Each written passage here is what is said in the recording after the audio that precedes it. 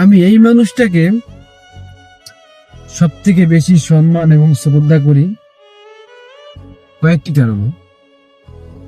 তার একটি কারণ, এই মানুষটি বিনা স্বার্থে দেশের জন্য কি না করছে।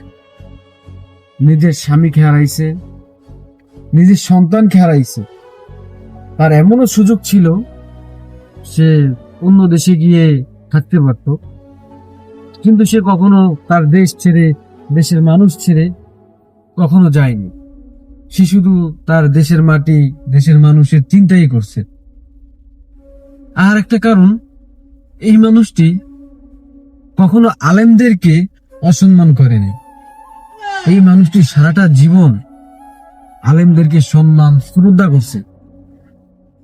তাই আল্লাহর কাছে দোয়া করি যে আল্লাহ যেন এই মানুষটাকে সমস্ত গুনাহ মাফ করে জান্নাতুল ফেরদাউস নসিব করে। এটাই আমার চাওয়া এবং আমাদের 18 কোটি মানুষের এই চাওয়াটা যেন থাকে।